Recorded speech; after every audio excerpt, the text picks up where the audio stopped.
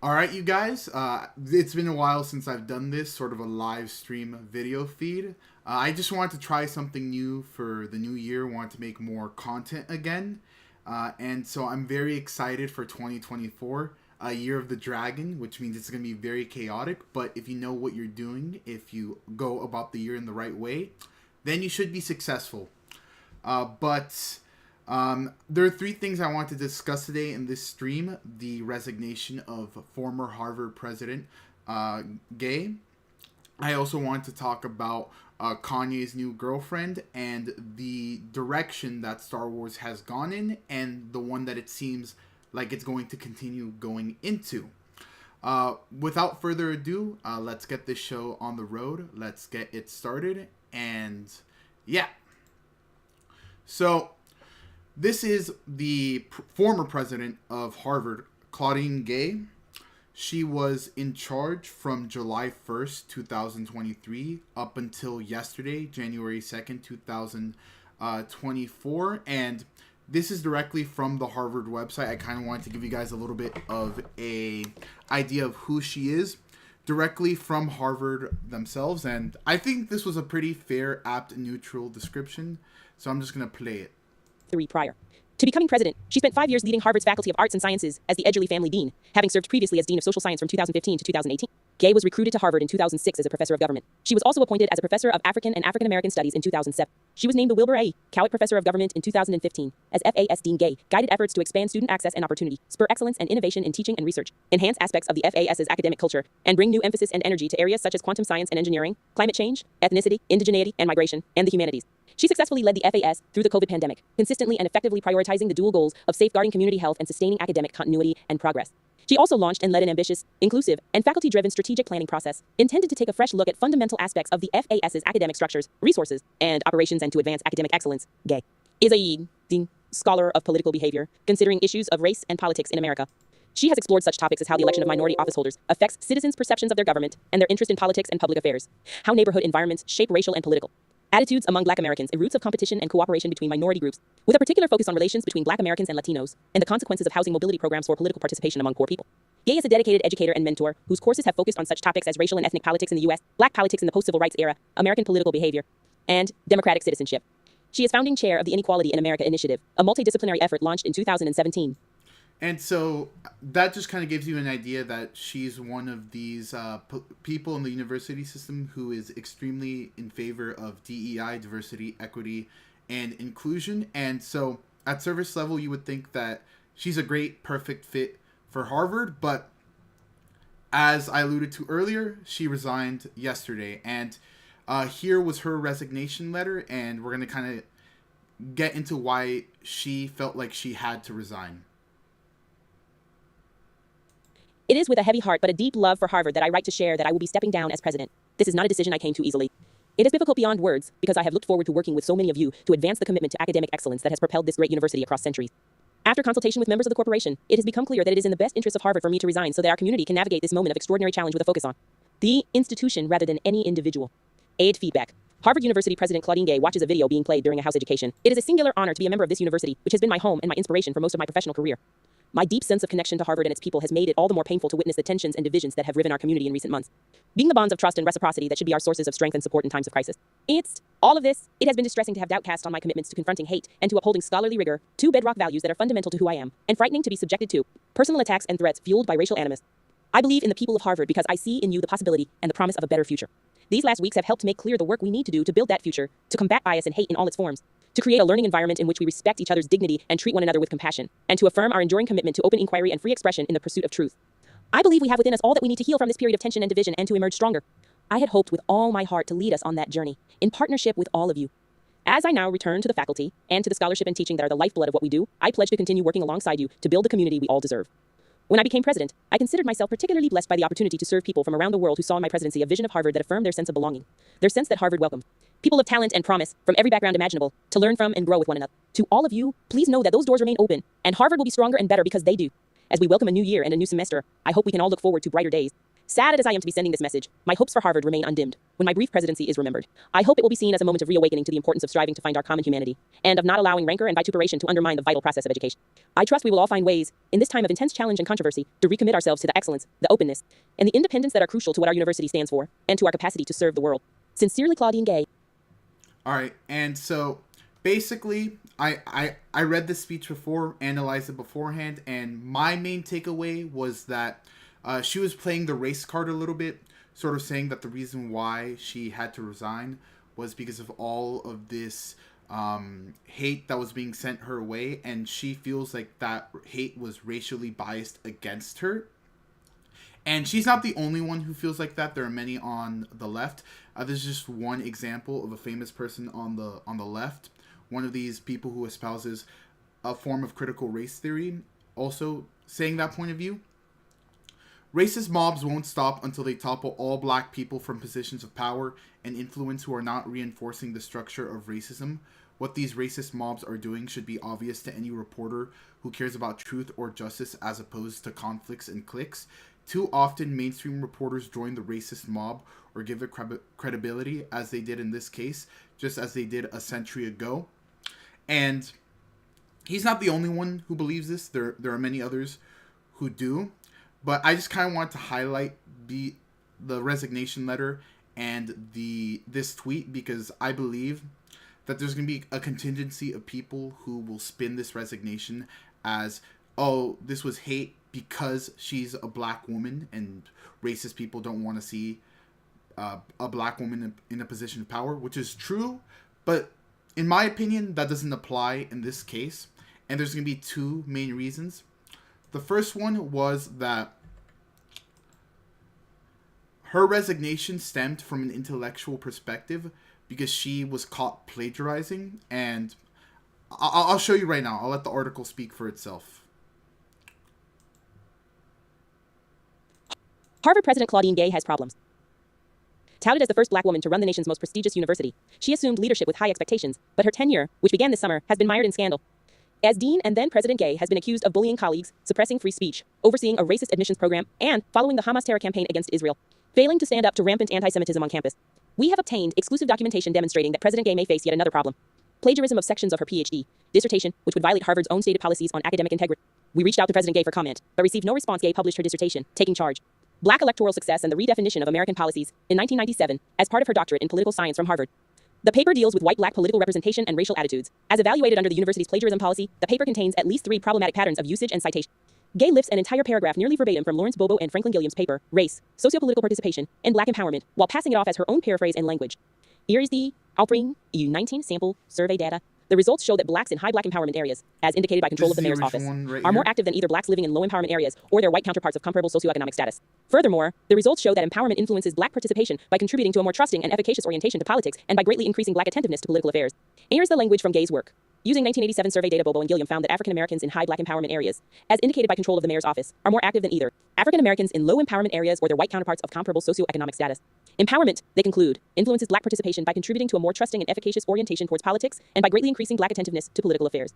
Though Gay does... Now, I'm not going to go into all the instances of plagiarism. There's more here in this article. You should check it out for yourself. And although I don't agree with Christopher Rufo on everything, I will say that he was the one who broke this story, or at the very least, he was one of the first people to. And so this instance of plagiarism is just unacceptable when it comes to academics. And if it was just once or twice, maybe it's a little bit more understandable. But given that this was for her PhD, I said PR, given this was for her PhD dissertation, and given that there was just multiple instances of this, it's unexcusable. And this wasn't the only thing that led to her resignation. There was also her response, or her lack of a response, to anti-Semitism in Harvard, and also the amount of active pro-Hamas students that there were on Harvard campus, and the amount of pro-Hamas student groups that there were in the university. And this was a big congressional hearing that was going on a few weeks back, where President Gay couldn't necessarily answer the question of whether or not calling for genocide of Jewish people is wrong. I'll just let the clip speak for itself. And Dr. Gay, at Harvard, does calling for the genocide of Jews violate Harvard's rules of bullying and harassment, yes or no? It can be, depending on the context. What's the context? Targeted as an individual, at an individual. It's targeted at Jewish students, Jewish individuals. Do you understand your testimony is dehumanizing them? Do you understand that dehumanization is part of anti-Semitism? I will ask you one more time. Does calling for the genocide of Jews violate Harvard's rules of bullying and harassment, yes or no?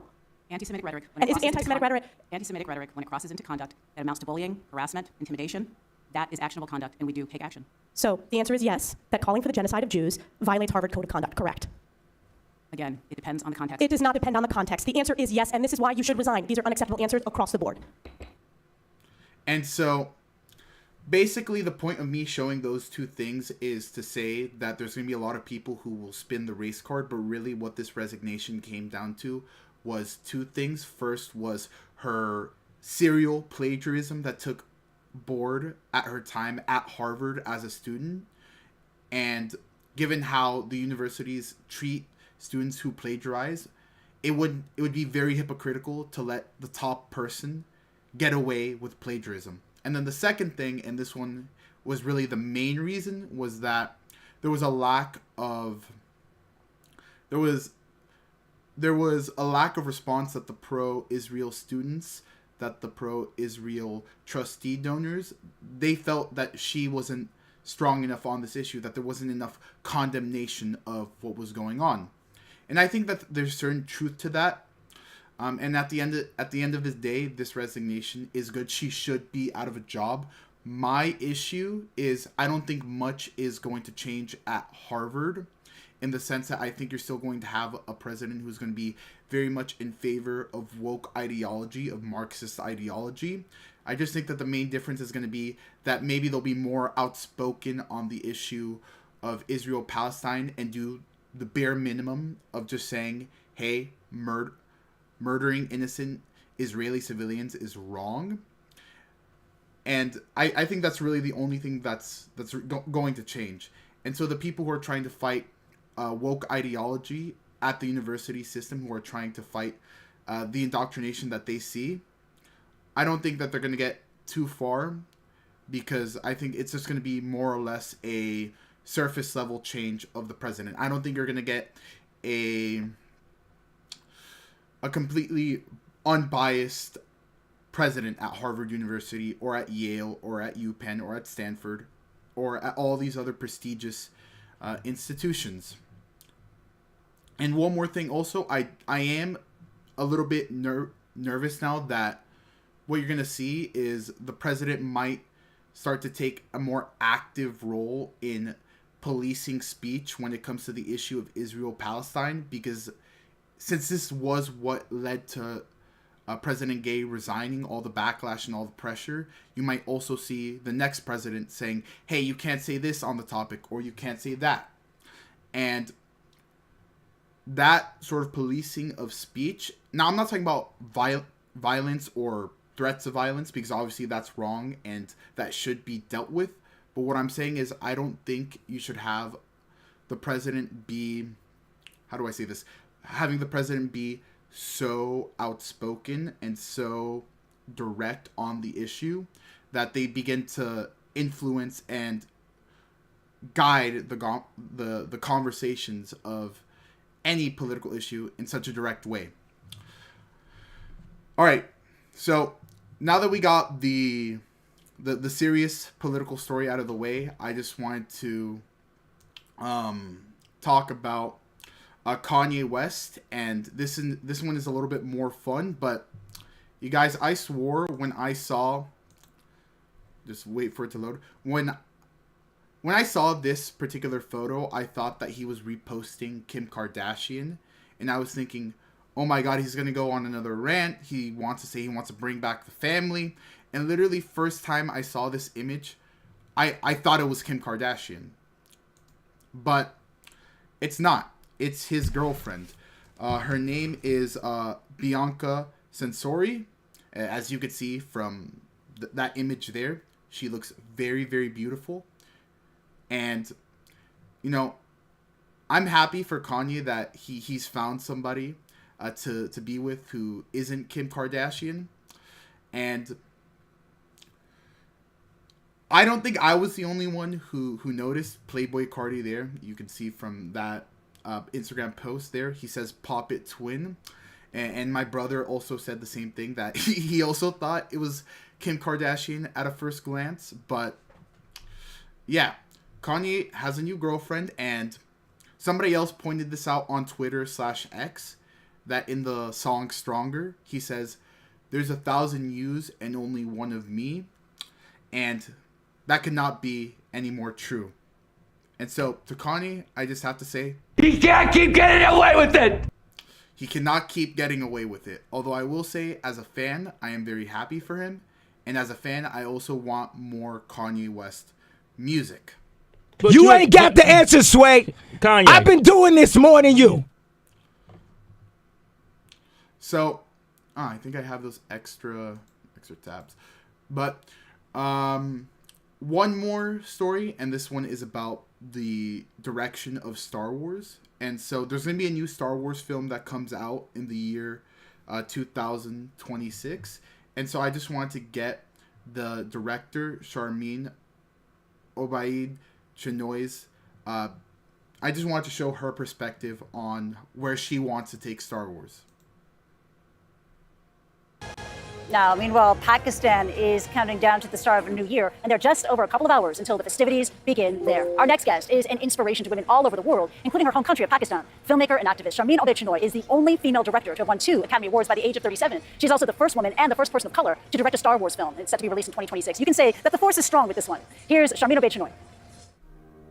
You know, I'm very thrilled about the project because I think what we are about to create is something very special. And we're in 2024 now. And I think it's about time that we had a woman come forward to shape the story in a galaxy far, far away. When the Star Wars announcement came out, you posted this on Instagram. You said this, quote, "I've always been attracted to the hero's journey, and the world definitely needs more heroes. The blueprints of the heroes we see on screen are rooted in reality," unquote. Now, Sharmeen, as an award-winning documentary filmmaker, you have met and profiled many real-life heroes fighting abuse, fighting violence against women. Is there one real-life hero you met, you filmed, who has stayed with you? My work takes me right around the world where I focus on grassroots communities. And in my own home country of Pakistan, I'm inspired by so many of these frontline workers. And one of them is Guli Khandana, who runs a school for young women and who has stood up to loud voices that clamored during the attack in Pakistan on schools a few years ago. She has the most incredible story because her husband is her partner and her champion. And it's so important to have male champions in your life who sort of help you when there are difficult times. How important is it for you to continue to cultivate and to create spaces for the next generation of Pakistani storytellers? You know, somebody opened a door for me that allowed me to walk through it and grab the opportunities that have come my way. And it is so important for me to open doors for the next generation of female filmmakers in my own home country of Pakistan. And I founded Pataha Pictures. Pataha means firecrackers. So the idea is to give birth to the next generation of firecrackers in my home country. And I run a funding and mentorship program along with my team in the country. And for the last 2 years, we funded 15 films. We're about to, in 2024,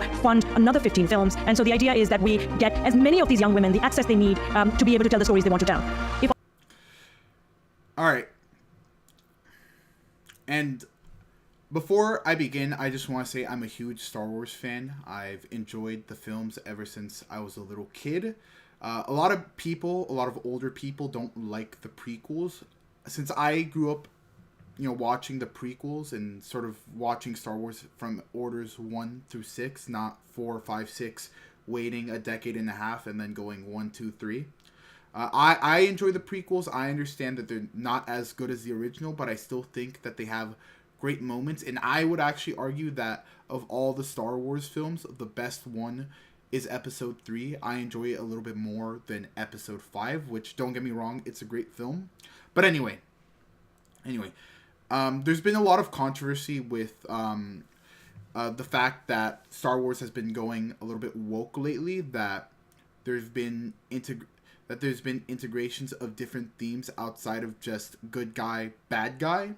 And it's actually very interesting because for those of you who don't know the history of Star Wars, basically, George Lucas was inspired to make Star Wars by the war in Vietnam, where he sort of used the characters of Luke, Han, Leia, the Rebel Alliance, to represent the guerrilla force in Vietnam. And the Empire represented the U.S. Empire, which was being led by President Nixon, by Secretary Kissinger. And so Star Wars has always been political, and it's interesting to me that people are now coming out and saying, oh, we don't want any politics in Star Wars. There should be absolutely no politics in Star Wars. But what I'm here to say is that there's always been that element of politics, and just because there's a theme that you might not necessarily agree with. If it's done well, it's important to acknowledge that. But here's the issue. Disney hasn't been doing these themes well. They've just been including characters who are diverse for the sake of diversity, not necessarily integral to the plot of Star Wars or any other film matter. I'll give you a perfect example. Episode 9, completely overdone mess, completely too much CGI, ruined Episode 6. I'm not going to elaborate because I don't want to spoil it. But basically, at the end, after the plot, they included a gay kissing scene. And that's fine. But it had nothing to do with the plot. It was something that was just kind of thrown in there and something that could clearly be taken out for China or for any other country that isn't tolerant towards gay people. And to me, that's just one example of Disney doing that. But what I'm trying to say is that Charmin has received a decent amount of hate for a film that hasn't come out yet. And I am personally, as a Star Wars fan, concerned that Star Wars could go in a direction that is too woke, where characters are included for the sake of being included. But I will say two things. The first is that having a perspective of somebody who grew up in the Middle East, who grew up in that terror, who grew up in that overt sexism and misogyny, I actually do think that could make for great integration within the Star Wars universe, to kind of see how women are treated and female Jedis are treated, were treated. And there is a way where they could do it, where if it is tasteful and it is central to the plot, I think everyone can enjoy it for the most part. But there's also the risk that, given Disney's recent track record of just throwing in diverse characters, not really doing anything with them, and then just letting it be a part of the plot and letting the plot go to mess, that there is a chance that that does happen. And so we as consumers need to be mindful of that, but it's also important to give a chance. And the only non-fiction Disney work that Charmin has done, the only major one, has been Miss Marvel. And I haven't watched it. I don't got time for it, but I just used Rotten Tomatoes. The critics like it, and apparently so does the audience. So given that track record of her directing so far, there is a chance, a non-zero chance, that this integration of feminism and war can be done really, really well. We just have to wait and see.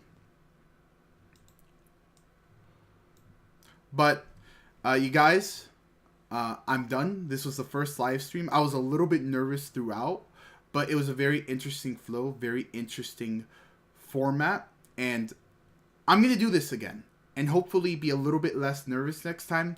I got to cut it short because I got to go to the dentist right now. Hopefully get my braces removed. Next time you guys see me, maybe I'll have a smile.